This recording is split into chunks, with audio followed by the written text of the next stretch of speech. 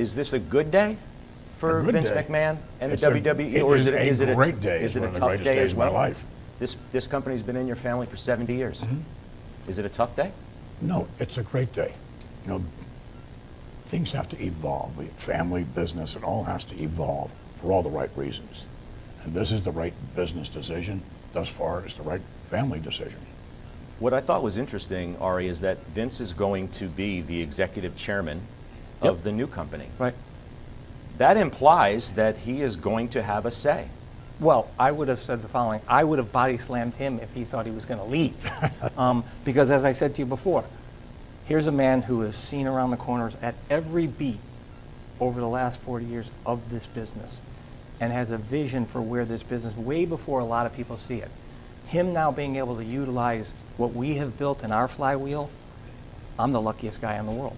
Because I got Vince McMahon, a visionary that sees around corners. I got Dana White and what we've built.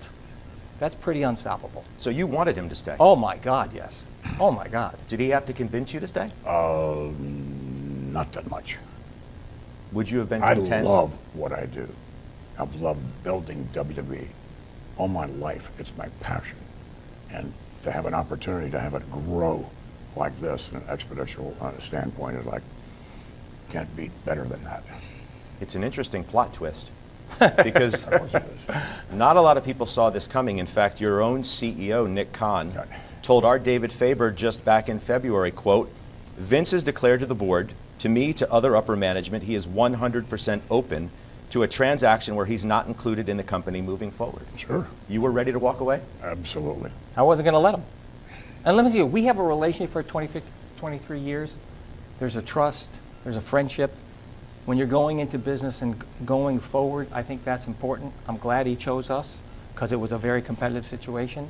But for us, it's an honor. And also, we're so lucky because of his vision about where the business is and where it's going. The deal values UFC, you mentioned some numbers, $12 billion and WWE at $9.3 billion. That's a big number. Well, here's WWE's market cap is 6.5. Here's what I would say to you. Exactly why we did this, because I think we weren't getting the pure value. I don't think the WWE was getting the pure value.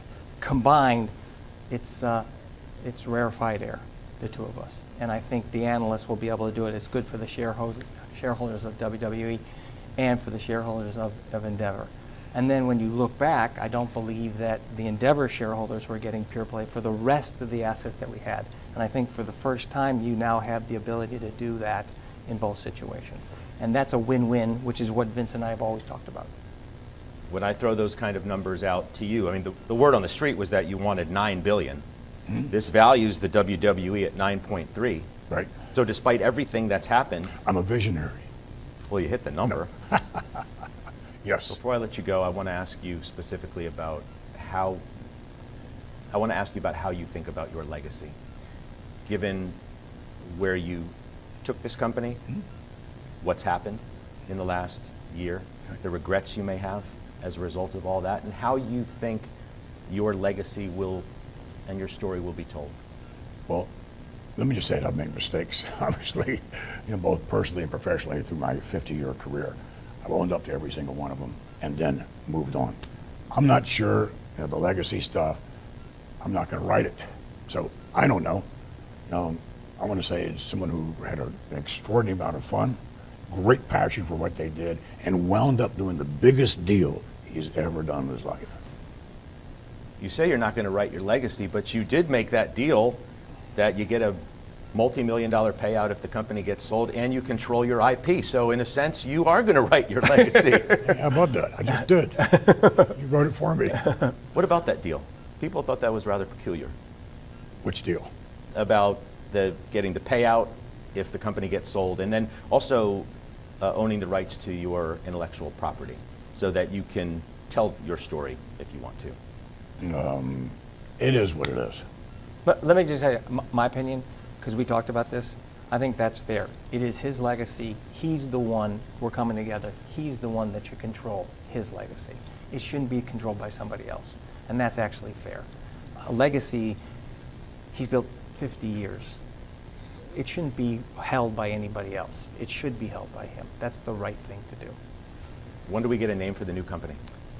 We're working on it now, actually. Very soon. Very soon. And when do you expect it to go public, as you say, on the New York Stock Exchange? Hopefully in the next 4 to 6 months. So, depending on the government. Gentlemen, thank you. Thank you, Scott. Appreciate it.